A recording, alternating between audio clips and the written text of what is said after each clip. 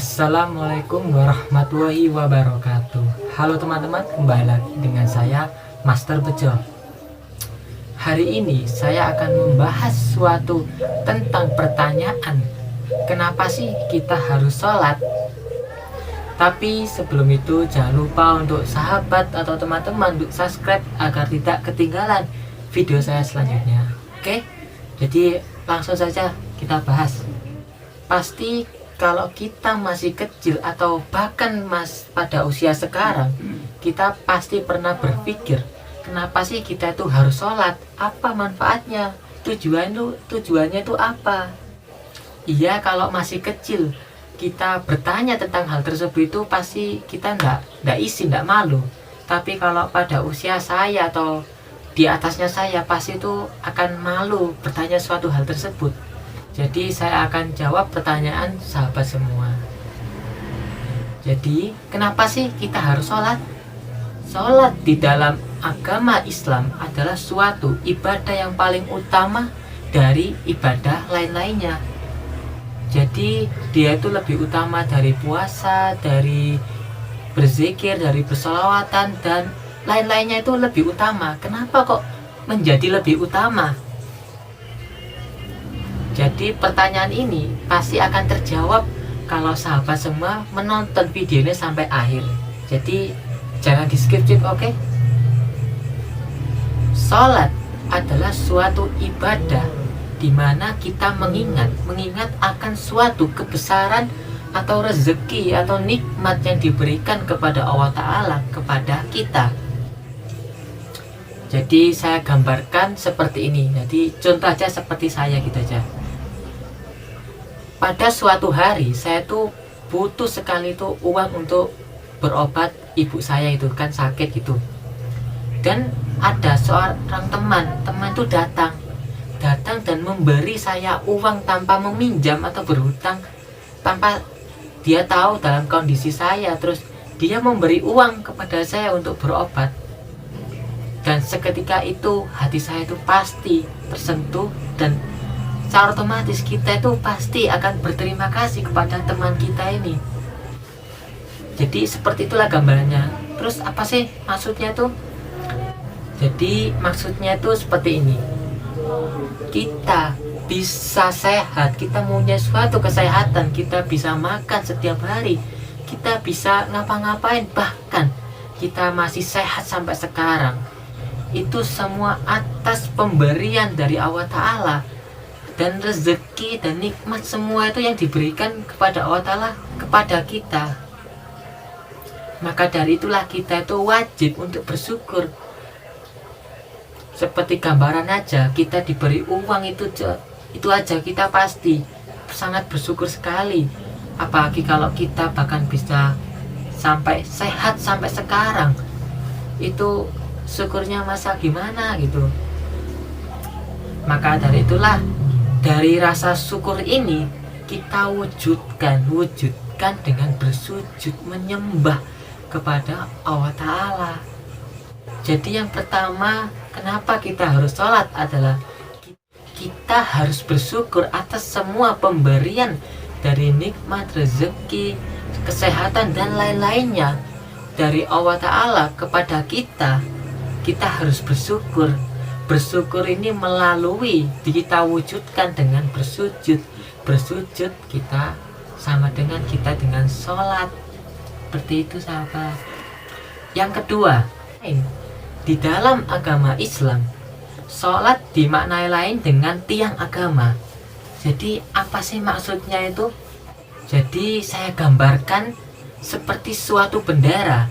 Suatu bendera ini bisa berkibar di atas langit dan diketahui orang-orang banyak, yaitu harus dengan diikatkan dengan melalui suatu tiang. Semakin tinggi, semakin kokoh tiang ini, maka bendera ini akan berkibar dengan semakin gagahnya. Jadi maksudnya itu apa sih? Jadi maksudnya itu seperti ini. Kalau kita menegakkan sholat atau menjalankan suatu ibadah sholat dengan tanpa bolong atau istiqomah setiap 5 waktu, maka suatu lama kelamaan suatu sifat kebaikan, suatu kebaikan dalam diri ini akan terwujud dengan sendirinya. Setelah sifat kebaikan dari diri ini terwujud, maka akan menciptakan suatu perdamaian dalam diri dan juga untuk orang lain. Karena itulah agama Islam, yaitu suatu agama perdamaian. Loh, kok bisa kita sholat terus kita bisa mempunyai suatu sifat kebaikan atau akhlakul karimah? Jadi salah satu tujuan sholat ini dilakukan untuk mencegah perbuatan keji dan mungkar. Jika kita sudah mencegah dan sudah lama tidak melakukan suatu perbuatan hal yang keburukan, maka lama kelamaan kita akan suka melakukan suatu perbuatan kebaikan. Jadi seperti itu. Jadi yang kedua adalah jika kita terus menerus melakukan istiqomah, melakukan ibadah sholat, maka kelama-lamaan suatu sifat akhlakul karimah kita atau sifat kebaikan ini akan terwujud dalam diri kita. Jika suatu perbuatan kebaikan ini sudah terwujud dan kita praktekkan, kita lakukan, maka bisa menguntungkan orang lain dan juga untuk kita. Seperti itu. Yang ketiga, sebagai seorang muslim, kita wajib untuk beriman bahwa akan ada kelak nanti suatu kehidupan selanjutnya setelah kematian. Di mana itu? Yaitu di dalam alam akhirat. Jadi di alam akhirat kelak nanti akan ada suatu pertimbangan di mana ini ditimbang suatu amalan kebaikan dan suatu amalan keburukan. Semakin besar amal kebaikan ini, maka kita bisa semakin besar kemungkinan kita untuk bisa masuk surganya Allah Ta'ala. Dan suatu ibadah yang paling pertama kali dihisab, pertama kali ditimbang adalah ibadah sholat. Semakin banyak kita melakukan ibadah sholat, maka semakin besar pun timbangan amal kebaikan kita, dan semakin besar kemungkinan kita bisa masuk surganya Allah Ta'ala. Gitu. Jadi yang ketiga adalah suatu ibadah atau suatu amalan kebaikan yang pertama kali ditimbang adalah ibadah sholat. Semakin banyak kita melakukan suatu ibadah sholat, maka semakin besar timbangan atau semakin berat timbangan amal kebaikan ini. Apalagi kalau sahabat semua itu sholat secara berjamaah, tambah masya Allah gitu, Pak. Yang keempat, suatu ibadah sholat ini bisa digunakan sebagai sarana untuk memohon pertolongan dan perlindungan dari Allah Ta'ala. Jadi kenapa sih kita itu harus meminta pertolongan atau meminta perlindungan?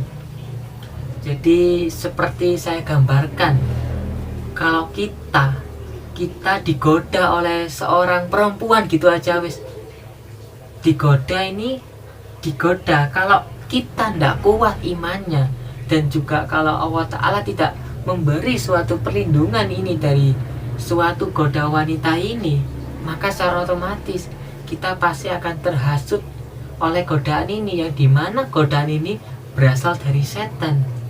Kalau kita tidak dilindungi Allah Ta'ala dari setan, yang dimana godaannya adalah harta tahta wanita, kalau kita tidak kuat ini, maka kalau kita tidak ada suatu perlindungan ini, ya maka kita akan gampang tergoda oleh tiga hal ini. Maka dari itulah kalau kita semakin banyak melakukan suatu ibadah sholat, maka kita bisa terhindar dari suatu godaan-godaan setan ini. Yang kelima, bisa juga sebagai sarana kita memohon mempunyai hajat. Jadi kita itu meminta. Jadi seperti gambarannya kayak gini, kita bekerja di suatu perusahaan. Di saat kita bekerja dan kita hanya bekerja, kita bekerjanya malas-malasan atau nggak niat, ya maka bosnya ini akan melihat kita itu ya nggak niat juga memberi gaji ini. Tapi kalau kita tuh dengan cara kasar itu niat sungguh-sungguh atau bekerja keras dalam bekerja ini, melakukan pekerjaan ini, ya bosnya ini juga akan suka melihat pekerjaan kita, hasil pekerjaan kita, ya akan diberi gaji. Kadangkala kita bisa diberi bonus. Seperti itu gambarannya. Jadi maksudnya itu, kalau kita sholat secara istiqomah dan pertama kali kita tidak memohon dulu, jadi kita sholat dulu. Setelah kita sholat, baru pertama kali, setelah kita lama sholat, istiqomah sholat, maka barulah kita pas keadaan butuh, kita mau minta pertolongan atau kita meminta suatu hajat, suatu keinginan kepada Allah Ta'ala. Jangan kita hanya sholat pertama kali, hanya sekali saja, 2 kali, dan kita langsung meminta suatu keinginan kita. Ya cara kasarnya banyak sekali tidak diterimanya. Karena gampangannya gini loh, kita baru bekerja sehari 2 kali, kita terus kerjanya gak niat, terus masa kita langsung minta gaji? Apakah bosnya ini digaji atau apakah bos ini memberi gaji ini, memberi uang ini? Gampangannya seperti itu. Yang terakhir ini, dimana kita semua makhluknya, semua makhluk atau manusia dari hewan, semuanya ini adalah ciptaan dari Allah Ta'ala. Maka dari itulah kita patut untuk menyembah Sang Pencipta kita. Jadi kita nggak boleh melawan atau menentang Pencipta kita. Kalau kita menentang, ya seperti iblis gitu. Iblis itu saja yang menentang sekali perintahnya Allah Ta'ala, dia langsung diturunkan dari surganya, diturunkan ke neraka. Perlu diketahui loh bahwa iblis dulu itu adalah makhluk yang paling alim, makhluk yang paling tinggi dari malaikat. Jadi makhluk yang paling derajatnya itu paling tinggi, bahkan bisa dikatakan itu gurunya para malaikat. Betapa cara kasarnya solehnya. Tapi karena iblis ini menentang sekali perintahnya Allah Ta'ala, dia langsung diturunkan dari surga. Seperti itu. Jadi yang terakhir itu, kita sebagai makhluk ciptaannya, kita patut untuk menyembah. Semakin kita menyembah dan kita diketahui cara kasarnya penyembahan kita, maka Allah Ta'ala ini akan suka, dimana suka ini akan menjadi suatu hal yang tersendiri dari barang ciptaannya lainnya. Jadi semakin kita itu tawaduk kepada Allah Ta'ala, jadi semakin kita itu menyembah Allah Ta'ala, maka Allah Ta'ala itu akan melihat suatu perbedaan dari yang lain. Oh, ini kamu yang lebih mendekatkan diri kepada aku, yang paling sungguh-sungguh niat-niatnya daripada makhluk yang lain. Oh, kamu tak beri suatu derajat yang lain, menjadi yang cara kasarnya itu yang paling terfavoritku. Nah, seperti itu. Jadi bisa juga kalau kita semakin menyembah Allah Ta'ala, maka kita bisa dinaikkan suatu derajat kita. Jadi seperti itulah suatu tujuan kenapa, cara kasarnya jawaban dari kenapa kita itu harus sholat. Kalau kita nggak mau melakukan suatu ibadah sholat, ya gimana ya, angel lah cara kasarnya angel lah kalau orang sudah berpikiran seperti itu sulit kalau dia tidak mau mendapatkan suatu hidayah, meskipun kita bilang A sampai Z, dia itu hanya sholat hanya sekali 2 kali, lama kelamaan dia nggak akan mau lagi, kecuali dia mendapatkan suatu hidayah daripada Allah Ta'ala. Sekian saja dari saya. Kalau ada kesalahan kata ya mohon maaf. Di next video saya akan menjelaskan kenapa sih kita itu harus berzikir. Jadi jangan lupa untuk subscribe agar panjenengan sedaya tidak ketinggalan next video saya. Sekian dari saya undur diri.